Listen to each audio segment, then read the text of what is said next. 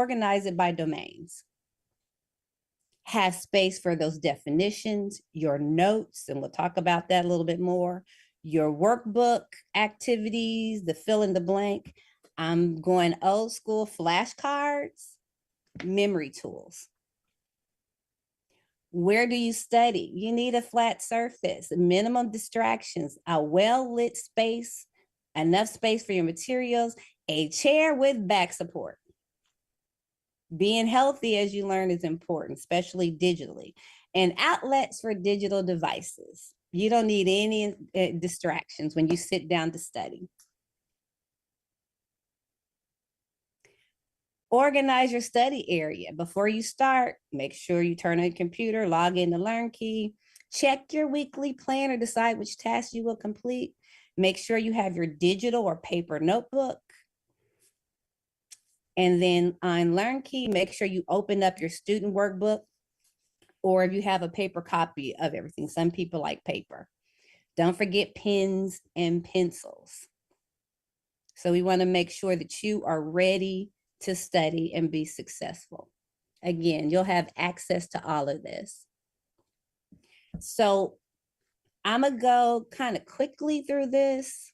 I know I have limited time, but this is the first domain of the IC3GS6 level 1. And this part of it is me modeling for you how to identify critical terms and concepts, how to use the pre-assessment. The pre-assessment is not just for you to take it. You can definitely use it to prepare for your post-assessment, and you can use it over and over again. Taking notes and putting on my teacher hat, taking notes, then rewriting the notes and organizing them. I have some tools for you for your definitions and concepts, how to use your lab to make sure you're understanding and remembering content, and tips on using the student workbook. All activities must be completed. And then how to prepare for the post-assessment and tips. So all of this is there. All of these are examples.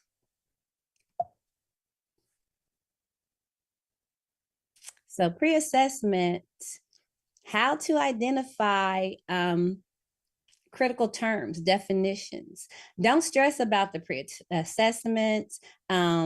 It just wants to show you, and this is for you, your prior knowledge. If you do well on that pre-assessment, excuse me, I need to go back. If you do well on that pre-assessment, then you're like, okay, this might not be too hard. But if you struggled on the pre-assessment, you know that you're going to have to truly pay attention, write some good notes. And this is some of the questions on the pre-assessment. And here you'll see that, operating system, you can decide, do I know what that is? I've heard it before. But if I don't know what that is, I'm going to make sure I find the definition of that. So in your notebook, again, this is that organizational skills, make sure you have a section for your definitions, your critical terms. Another one, what are 3 popular web browsers? Do I know what a web browser is?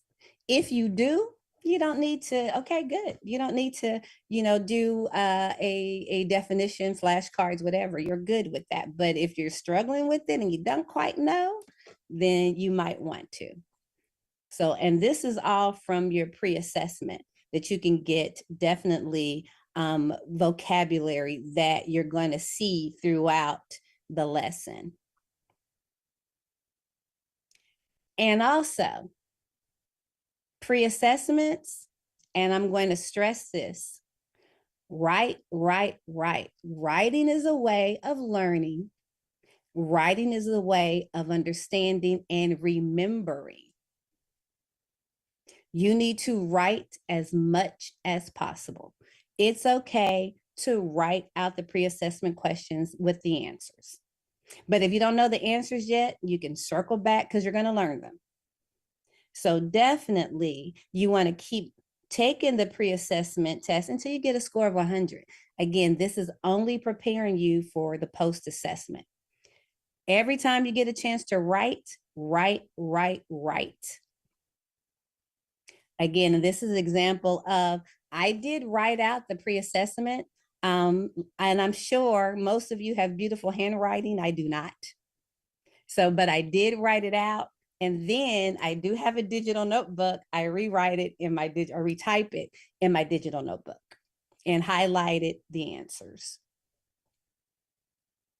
Note taking, you're going to have to take notes. It's a lot of information. You can't retain all of that information by just looking at the video. Shame, shame, shame on you if you look at the videos and you don't have notes in a study tool for after that video to show what was said and what information you need to know.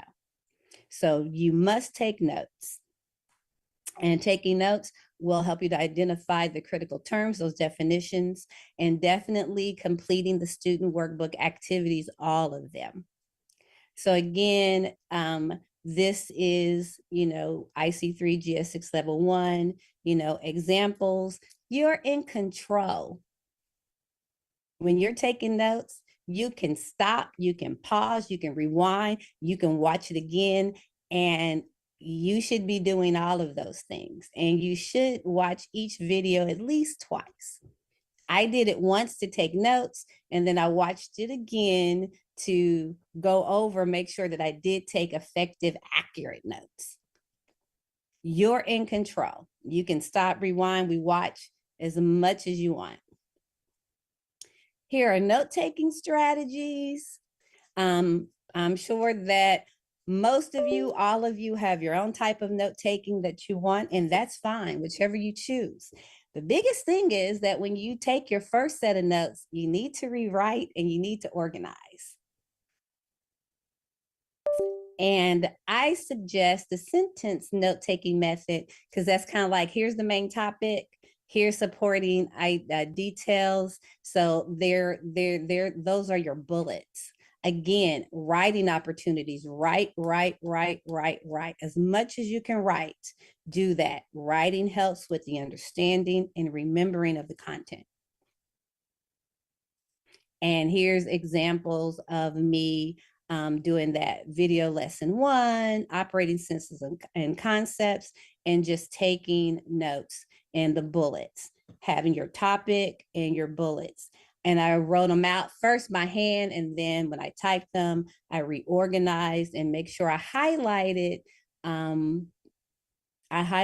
words that were mentioned, important, and then I might not understand.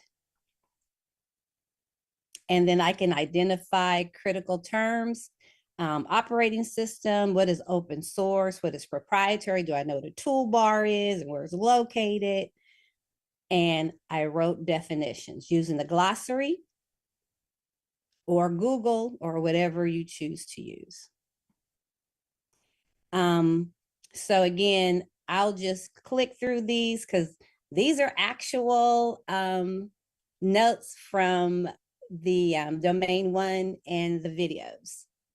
So this is what I did to organize them all. I use a sentence note-taking method. However you want to use color. I like to use color. That helps me to focus. And highlighting definitions or critical terms. Learned a lot about the different colors of USBs that I really never paid attention to, Mr. Wells. And the mini USB and the micro USB. Found out that my Apple used a lightning connector. So I learned a lot. And these are just, and you'll have access to all of this. Note-taking.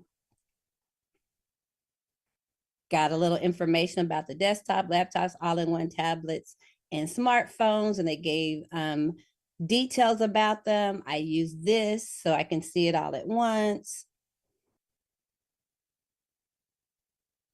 Volatile and non-volatile, I truly RAM and ROM I've heard those all my life, but definitely finding out the definition of what they're actually used for. Google Android, Apple iOS. So again, you'll have access to this. These are the notes, actual notes from the actual videos. Router, modem, DSL digital subscriber line from back in the day. So I'm sure that all of you, if you haven't, you will be taking your notes. Network infrastructure, me being visual, I needed to kind of create something that I can see all that's needed to have a network. So there's a lot of things you can develop yourself.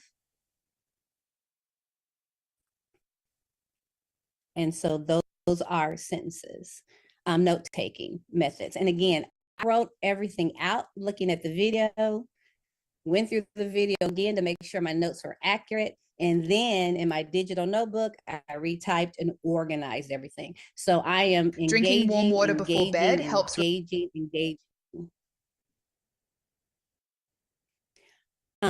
You'll have this, and you'll definitely have a blank copy. I call it a definition board. So you can put your definitions, you can put your domain, you can put the lesson that it is, and those that you don't quite understand, you can write your definitions and easy access. Flashcards back in the day, front, back. I love flashcards. And here's a concept study tool, which is one of my favorites. You have operation systems in the middle. What's the definition? What's the characteristic? And I went to Google and other places to find the characteristics. That's just going to make your understanding that much better. What are examples and what are non-examples? We learn a lot from what something is not. So you will have blank copies of this as well. Input devices, again, what's the definition? What are characteristics? What are examples? What are non-examples? The student workbook, again, like I said, you need to do all the activities. And I would skim the workbook, go through the table of contents, read, and I gave pages 8 through 9. Know what's in the appendix, the glossary. There's a lot of good stuff in that notebook. In every single activity, do them all. I did. So you have your fill in the blank. Write out those questions. Again, write. And they just have, if you can sketch out any type of diagram, that's just going to help with that learning and that understanding and remembering. So make sure that you engage in all the content, complete all the projects, fill in the blank, write. So I did write out the fill in the blanks, and then I typed it in my digital notebook. And more activities examples. You will have labs. And the biggest thing I can tell you about the labs is reset and redo them. If you're not comfortable with the task, keep doing it until you are. Just don't do it once and say, I'm done with it. No, this is practice for what you saw and learned during the videos. So reset and do it again, reset and do it again, reset and do it again until you're comfortable and confident with what that activity or whatever they want you to do or perform. And you're doing all of that to get to the post-assessment, which you have to earn 80% to pass. So retake the pre-assessment till you get to 100. Rewatch videos and study your notes. Make sure you rewrite your notes. Use the flashcards, critical terms, review your workbook, redo the labs until you feel comfortable. I promise you, if you take your time to do these things, when that assessment comes, you're going to feel comfortable. I actually did all of these things. I practice what I'm preaching. And when it came time to do that domain 1 post assessment, I felt very confident in it. So, test taking tips and strategies. The post assessment is an open book test. You can use all of your materials, all of them. That's why they need to be organized so you can get to them easily, quickly, but you still need to study. You need to be very comfortable and familiar with the materials. If you're not, you're going to be frustrated because you're going to be looking all over the place to answer these questions. And that test is going to take so much longer than it needs to. So take your time and prepare. Make sure you're organized. Your notes are organized by your lessons, videos, so you can easily locate them. You have all of your critical terms. I have that definition board that you can find them all together. Have your workbook open and ready to go and organized in the lessons and the domains. And make sure you're well rested when you take that test. Do you feel prepared? Give yourself adequate time to be successful, to complete it. Do not rush. And you can break up any test. If it's 60 questions, 40 questions, 50 questions, you can do half one day, half the next, half one in the morning, half in the afternoon, however you choose, you're in control. Make sure you have a good area to test, just like you study, that's well lit. You have support for your back in the chair.